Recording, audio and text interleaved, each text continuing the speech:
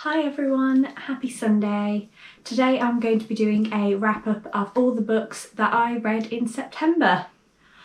I did pretty well in September. I got through 16 books, but one of them was a reread, so I got through 15 and knocked 15 off my TBR pile, which I'm really pleased with.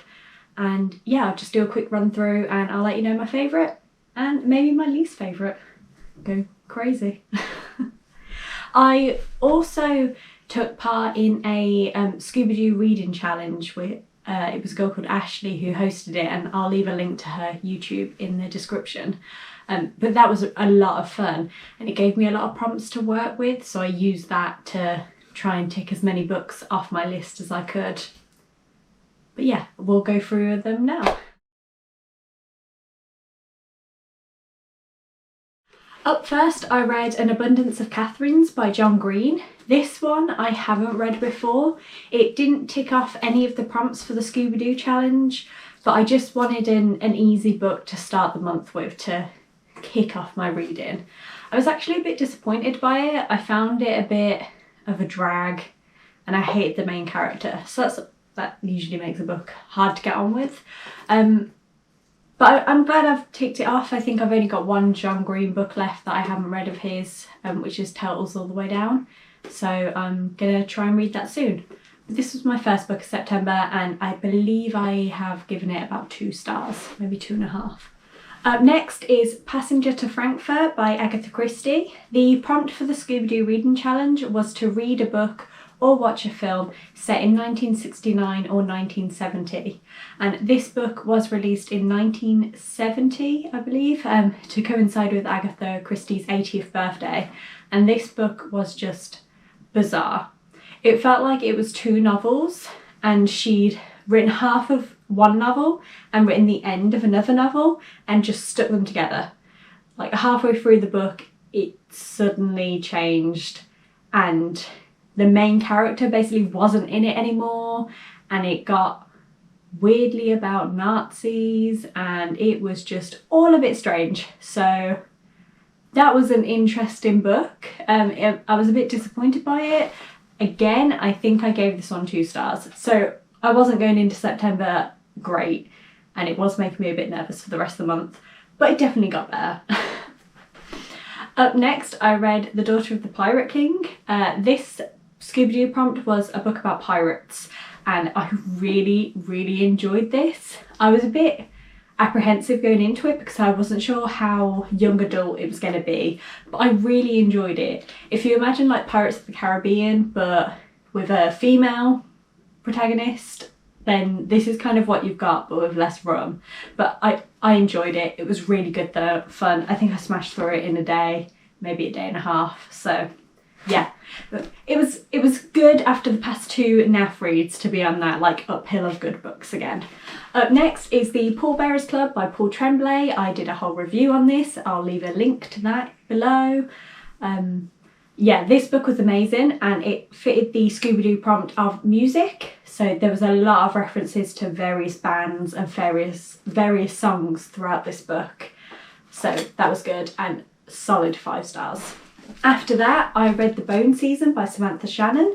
This was a prompt for a book featuring an older character. This book features a character called the Warden and I think he's meant to be about 200 years old, maybe older, I'm not sure. But this was really good. I really enjoyed it, and then I found out that it's book 1 of a 9 book series and I just don't see how the story stretched that far. So I don't know whether I'm happy to just leave it as a standalone in my brain and just pretend that the end happened and there's no more, because I don't know if I can commit to 8 more books about this. It was good, but I don't know if it was that good. But I did give this one, I believe 4 stars. But yeah, if you've read the whole series, let me know if it's worth it, because I enjoyed the book, but I don't think it's worth it that much. Up next, I read Ninth House by Leigh Bardugo, and this was amazing. I gave this one 5 stars. I know that the sequel comes out soon, maybe has just come out, but I think I'm gonna be annoying and wait for it to be released in paperback so I can have them as a matching set on my shelf. This fitted the Scooby-Doo prompt of a book about ghosts, and I really enjoyed this. It was odd. I didn't find it scary, but I didn't think I would, because in terms of books, it's now taken a lot to scare me. But I really enjoyed the concept of being able to just see ghosts and them just being there and having to live your life around that. It kind of gave me like the Shining vibes, but in normal world. But this was really good. 5 stars and another tick for my prompt. Up next, I read Lord Edgware Dies by Agatha Christie. This was a lot better. After Passenger to Frankfurt, I was just a bit disappointed, and I felt like I wanted to read something else by her so that was fresher in my brain as opposed to the other book. So this ticked off the read a mystery prompt for my Scooby-Doo challenge. And yeah, it was good. It was a fun read. And I'm glad I did go back to another Agatha Christie after Passenger at Frankfurt. I think it would have been quite easy to let that put me off her for a bit. But no, I got back in. I'm glad I did. Up next, I read A Good Girl's Guide to Murder. This filled out the book set in England prompt for the Scooby-Doo challenge. It's set up north somewhere, and I really enjoyed this. Again, I wasn't sure how young adult it was going to be, and kind of was it going to be aimed too young for me to enjoy, but I thought it was really good. And again, it's another book that I smashed through in like a day and a half. I couldn't put it down. I was so intrigued. There were so many twists and turns in this book that I really did not know what to expect, and I just had no clue who it could be, how it happened, and I always think that's really good. So yeah, this was a good read. I know there's 2 more in the series, and again, I just don't know if I'm interested enough to go back in to the rest of the series to finish it when this was quite a good standalone. So I think this one will also remain a standalone in my brain. Yeah. Up next, I had To Kill a Kingdom. This was, again, a bit of a disappointment for me, but it did complete the Scooby-Doo prompt of a book set at sea. So this book mainly takes place on boats in the water. The main character is a siren, so she lives in the sea. But I just found a lot of it to be a bit predictable. The evil villain is predictable. The plot was predictable. I guess it was a retelling of The Little Mermaid if The Little Mermaid was a bit more evil. But it took me a while to get into it, and I just felt I struggled the whole way through with it, which is a shame because I was quite looking forward to this one.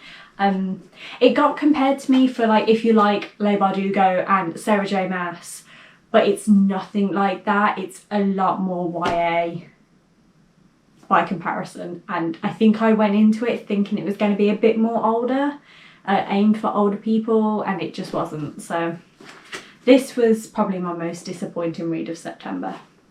Never mind. Up next, I read The House in the Cerulean Sea. This was so beautiful. This was such a lovely book. I'm so glad I finally read it. I've been wanting to read it for a while, but I was worried that it'd make me feel sad, so I just kept putting it off. But no, it was really lovely. This completed my Scooby-Doo prompt of a book set on an island, and yeah, it was just so nice. It gave me kind of Hogwarts vibes. You had a group of kids that weren't quite normal, and they were living on an island in a house where they were being cared for. But no, it was really lovely. It gave you a sense of like belonging and family, that found family vibes. It was really sweet, and yeah, I'm so pleased I read it, and I'm actually really looking forward to reading it again. Up next, I reread for the millionth time Good Omens. This was the Scooby-Doo challenge prompt, a book with a dog in it. So that could either have like featured a dog on the cover or in the story. And if you've read Good Omens, you know that dog is quite an important plot point, especially for Crowley and Aziraphale. So I was really excited that I had a good excuse to reread this again, because I wanted to reread it this year anyway, as I have done for the past 1,000 years it seems. I've read this book so many times now, and I love it so much, as I'm sure everyone is aware. But yeah, that was great. 5 stars, loved it. Up next, I read The Railway Children. This completed the prompt of a book set in the past for the Scooby-Doo challenge. I've never read The Railway Children before. I've never seen the film. I don't know anything about it other than the fact that there's obviously a railway involved. I went into this book completely blind, and I found it was really cute, but I found that the adults also had a weird tendency to burst into tears and like give all their trauma to the children and just tell the kids everything that they did not need to hear. So it was a bit weird, but it was a really sweet story. I can see why people like it. It was okay. Up next, I read Warm Bodies. I think this might be one of the most recent books I've purchased versus read. So that was quite cool to say that I've like ticked one off my TBR straight away after adding it on. I really enjoyed this book. It is basically a Romeo and Juliet retelling, but with humans and zombies, and I just thought it was so good. I read through this book in like a day and a half. I just smashed through this book. I just couldn't put it down. I was so intrigued as to where it was going and what was going to happen, and I thought it was funny, and it was also a bit sad, and yeah, no, this was a really fun book. And I've heard that the film's also meant to be really good as well, and I think it might be on Netflix or Disney Plus or something at the moment, so I need to go and find it and watch it soon. But yeah, very good. One of my favourites for the month, that's for sure. The Scooby-Doo prompt was a book with zombies in, so this was an easy tick for me. Yeah. Up next, I read Bad Astronauts by Grady Hendricks. This was originally for a prompt of a book set in space, but I didn't realise quite how much of this book wasn't set in space. So I read it and then I was like, this doesn't count towards the challenge. But yeah, this book was weird. It had originally been published by Grady Hendricks on a blog, I believe, like way back in 2011, 2012. And then as his books have started to gain more popularity, he decided to re-release this as an actual book. And supposedly it was proofread and edited before it was published, but I am questioning that because there were so many typos in it.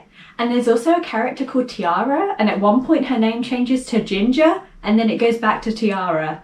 And the first time I read Ginger, I was genuinely so confused. I had to go back a few pages just to check that I hadn't accidentally missed a character introduction somewhere. But no, her name just changes halfway through and then changes back. And anytime there's an and, I don't know the name, but you know those fancy ands? Anytime that happens, there's a load of HTML text in the book. So it's obviously like being copied from the blog post straight into like Word and just printed. And it was really disappointing. It was so frustrating because it was so jarring to like be torn out the story by name changes and HTML codes. But the story as a concept was fun. This is just a really bad edition, and I hope they fix it soon. Up next, I read We Sold Our Souls, also by Grady Hendricks. Again, I read Bad Astronauts. I was a bit disappointed after enjoying Horror Store so much that I wanted to like get back in because I knew that it would be better. And this was really good. I really enjoyed this. This completed my Scooby-Doo prompt for a horror book. So that was it. It was just kind of general horror, whatever you wanted. I did find that the horrorness, the scary bit, didn't really kick in until towards the end. I would have liked to have had some fear a bit sooner. Up until that point, it was just a bit creepy and weird. But again, I am just struggling to get scared with horror books at the moment, so I think I've desensitised myself a bit, and I think that's going to be a me problem as opposed to a book problem. But I enjoyed it, and this edition is so beautiful. It was a lot of fun as well, not in like a sick way that I enjoy horror for the funsies, but it was just an interesting concept where you have people in a band, and I won't say any more because it's hard to talk about this book without giving away spoilers, But it was just a fun concept, and it was something a bit different, and it was something a bit quirky, and it was definitely what I needed to read after the experience of Bad Astronauts. And finally, I read Nosferatu by Joe Hill. You'll remember from my birthday book haul last year that I didn't know how to pronounce this book. It was hilarious. So I'm so glad I read this one. Again, because of the size of it, I was a bit nervous reading this one because I've read Horns and that took me a while to get into, but once I did, I enjoyed it. And I was worried the same thing would happen with this. With it being so much bigger, I didn't want to be like 200 pages in, still struggling a bit. But no, this was so good. I really enjoyed it. And it was quite funny actually, because the main character wasn't great. She was a bit annoying and a bit irritating. And at the same time, I was just completely engrossed in everything she was doing, and I supported everything she did, and I wanted to know like everything. I really enjoyed this book, and I'm so glad that I've ticked it off my list now. And this completed the Scooby-Doo prompt of a book with vampires in. So it was either vampires, werewolves, or Frankenstein's monster. And yeah, I've been wanting to read this one for a while, and I'm glad I finally got it ticked off. I managed to read 16 out of the 19 Scooby-Doo prompts, but you could also watch films. So I will put some pictures of the films I watched. I believe my prompts were set in a circus, which I found really hard to find a book with that prompt. Also set in a castle, and also set in a snowy environment. So they were the 3 prompts that I didn't read, but they were 3 prompts that I found really hard to pick a book, especially off my shelf. I didn't want to get something from the library because the whole point of this Scooby-Doo thing for me was to try and tick off as many books that I haven't read yet, just to try and bring those numbers down a bit. But no, it was a really good month for September. I think my favourite book is a toss-up between the Pallbearers Club and The House in the Cerulean Sea. They were both 5 stars, and I think they get like joint first place because they were just both so wonderful. And I think my least favourite is Passenger to Frankfurt and also To Kill a Kingdom. They were my 2 most disappointing reads, so they get joint bottom naffness award. Yay! These are the books that I read in September. I'm really looking forward to getting through some spooky reads in October. I also have a few buddy reads lined up, so I'm planning on reading Mexican Gothic as a buddy read, and I'm also planning on reading Serpent and Dove as a buddy read, so that should be a lot of fun. I'm really looking forward to that, and I've also got a fun video lined up for another book that I'm going to try and read in October, but you will watch that soon, I hope. I hope you've had a great weekend, and I'll see you next week. Thank you. Bye.